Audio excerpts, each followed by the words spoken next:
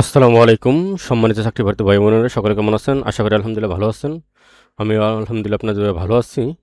আমরা ইতিমধ্যে ১৭টি ক্লাস করেছি। আজকে আমাদের ১৮ নম্বর ক্লাস অনুষ্ঠিত হবে ইনশাআল্লাহ।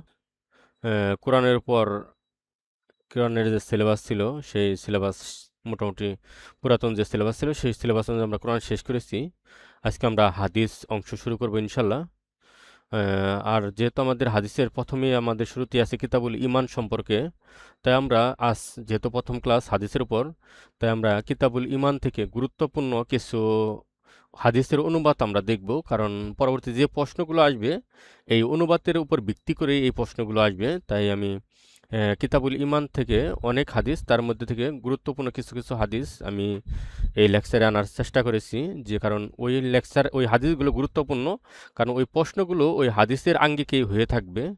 যার কারণে আজকের যে আলোচনা হবে, আমরা হাদিসের অনুবাদ পড়ব। কিছু হাদিসের অনুবাদ পড়ব, গুরুত্বপূর্ণ কিছু হাদিসের অনুবাদ পড়ব।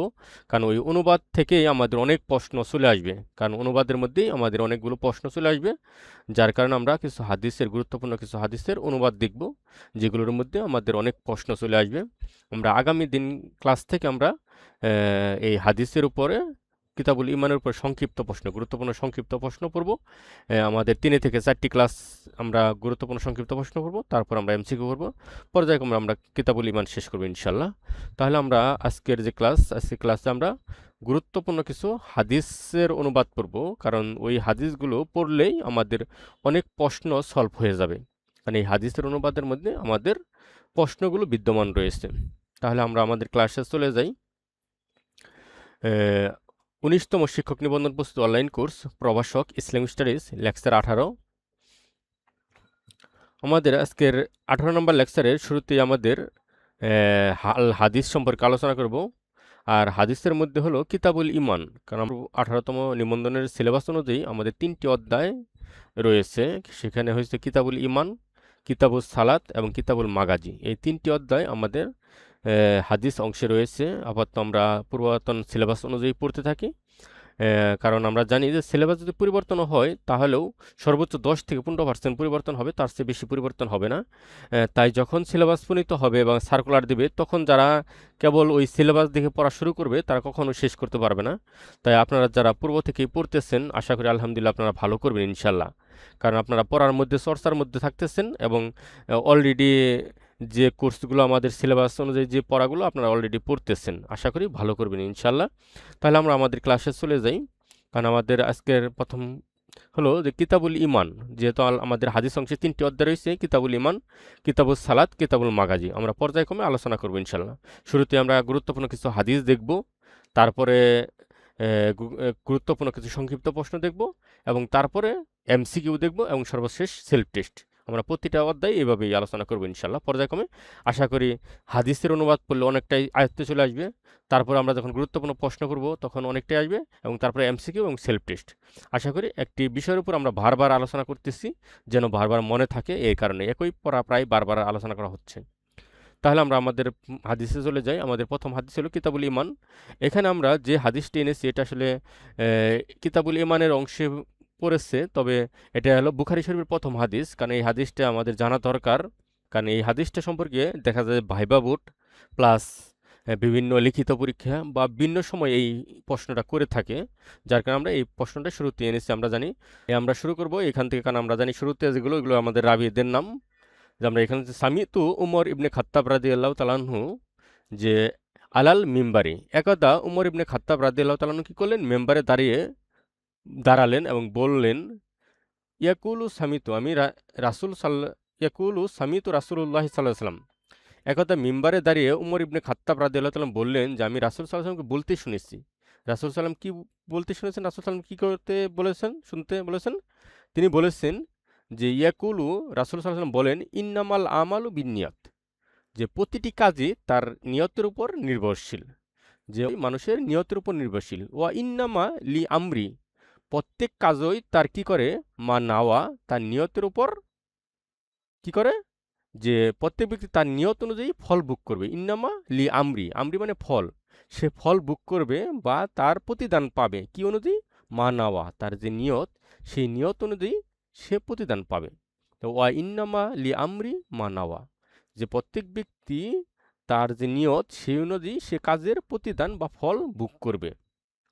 ফামান কানাত, তোমাদের মধ্যে কেউ যদি হিজরাতুহু হিজরত করে ইলাদ দুনিয়া, দুনিয়ার উদ্দেশ্যে, ইউসিবুহা, দুনিয়ার কোনো কিছু লাভের উদ্দেশ্যে কেউ যদি তোমাদের হিজরত করে, আও অথবা ইলা ইমরাতি ইয়ান কি হুহা, অথবা কোনো একটি নারীকে বিবাহ করার উদ্দেশ্যে হিজরত করে, ফা হিজরাতুহু, তাহলে তার হিজরতটি গণ্য হবে ইলামা হাজারা ইলাইহি, সে যে নিয়তে করবে, যে উদ্দেশ্যে করবে, সেই নিয়তেই বা সেই দিকেই তার হিজরতটি গণ্য হবে। আমরা জানি যে এই হাদিসটি বর্ণনার প্রেক্ষাপট হলো যে একদা এক ব্যক্তি কি করলো, তিনি সাহাবীদের সাথে হিজরত করার ইচ্ছা পোষণ করলেন। তবে তার হিজরত করার ইচ্ছাটি ছিল কি, মানে ইসলাম প্রচারের উদ্দেশ্যে না বা ইসলামকে দিন রক্ষার উদ্দেশ্যে নয়। তার হিজরত করার উদ্দেশ্য ছিল যে হিজরত করে রাসূল বা সাহাবীরা যে স্থানে যাবে, তার ওই স্থানে কোনো একটি নারীকে সে পছন্দ করে বা তাকে বিবাহ করার উদ্দেশ্যে সে ওই জায়গায় হিজরত করার উদ্দেশ্য ছিল তাই। আর এই কারণে রাসূল সাল্লাল্লাহু আলাইহি ওয়াসাল্লাম এই হাদিসটি বর্ণনা করেন যে মানুষ যে উদ্দেশ্যে হিজরত করবে বা যে উদ্দেশ্যে কোনো কাজ করবে, তার কাজটি ওই উদ্দেশ্য অনুযায়ী হবে। ঠিক আছে? এই কারণে আমরা পড়াশোনা, সে তার যে নিয়ত থাকবে সেই অনুযায়ী সে কর্মফল ভোগ করবে। কেউ যদি দুনিয়া লাভের উদ্দেশ্যে হিজরত করে থাকে তাহলে সে দুনিয়া লাভ করবে। আর কেউ যদি কোনো নারীকে বিবাহ উদ্দেশ্যে হিজরত করে থাকে তাহলে সে তার হিজরতটা ওই নারীকে বিবাহের উদ্দেশ্যেই গণ্য হবে। আর কেউ যদি দিন রক্ষার উদ্দেশ্যে বা ইসলাম প্রচার উদ্দেশ্যে হিজরত করে, তার হিজরতটা ওই ইসলাম প্রচারের ক্ষেত্রেই গণ্য হবে। তাহলে মূলত আমাদের এর মুরাল হলো বা মূল কথা হলো যে মানুষ যে কাজ করবে তার আল্লাহ তাআলা আলিমুল গাইব, তার অন্তরে খবর জানেন। মানুষের অন্তরের নিয়ত অনুযায়ী, তার মনের ইচ্ছা অনুযায়ী, নিয়ত শব্দের অর্থ ইচ্ছা করা, তার যে মনের যে ইচ্ছা বা আগ্রহ বা আকাঙ্ক্ষা, সেই অনুযায়ী প্রতিটি কাজ বাস্তবায়িত হবে বা তার সেই অনুযায়ী সে কর্মফল ভোগ করবে। তাহলে আমাদের দুনিয়ায় যে কোনো কাজই করব আমরা ভালো নিয়তে করব, তাহলে আল্লাহ তাআলা তাতে রহমত নাজিল করবেন। আমাদের ২ নম্বর হাদিস হলো আন ইবনে উমর রাদিয়াল্লাহু তাআলা আনহুমা ক্বালা রাসূলুল্লাহ সাল্লাল্লাহু আলাইহি ওয়াসাল্লাম বুনিয়াল ইসলামু আলা খামসিন। যা আমরা জানি যে হযরত উমর ইবনে খাত্তাব রাদিয়াল্লাহু তাআলা আনহু থেকে বর্ণিত, তিনি বলেন রাসূল সাল্লাল্লাহু আলাইহি ওয়াসাল্লাম বলেছেন বুনিয়াল ইসলামু আলা খামসিন, যে বুনিয়া মানে ভিত্তি, প্রস্তর বা পিলার, ইসলামের আলা খামসিন ৫টি, যে ইসলামের খুঁটি বা ভিত্তি বা বুনিয়াদ হলো ৫টি। ইসলামে আমরা জানি কোনো একটি ঘর যদি আমরা দাঁড় করাতে চাই, কোনো একটি বিল্ডিং যদি নির্মাণ করতে চাই, তাহলে আমাদেরকে পিলার দিতে হয়, শক্ত পিলার দিতে হয় ঘরটিকে দাঁড় করানোর জন্য।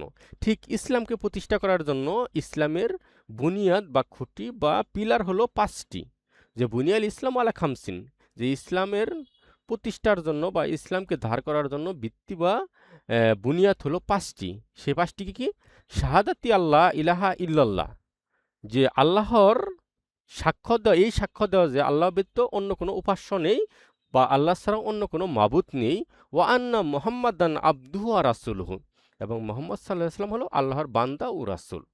তাহলে ১ নাম্বার যে পয়েন্টটা সেটা হলো যে আমাদের ৫টি পিলারের মধ্যে শুরুতেই হলো যে আল্লাহকে একমাত্র উপাস্য হিসেবে গণ্য করা এবং মুহাম্মদ সাল্লাল্লাহু আলাইহি ওয়াসাল্লাম আল্লাহর বান্দা ও রাসূল, এটা সাক্ষ্য দেওয়া যে আল্লাহ ব্যতীত কোনো উপাস্য নেই এবং মুহাম্মদ সাল্লাল্লাহু আলাইহি ওয়াসাল্লাম আল্লাহর বান্দা ও প্রেরিত রাসূল, এটা সাক্ষ্য দেওয়া। ২ নম্বর হলো ওয়া ইকামিস সালাত, নামাজ কায়েম করা, নামাজ প্রতিষ্ঠা করা। এখানে বলা হয় নাই নামাজ আদায় করার জন্য, এখানে নামাজ প্রতিষ্ঠা করতে বলা হয়েছে বা নামাজ কায়েম করতে বলা হয়েছে। নিজেকে নামাজ আদায় করতে হবে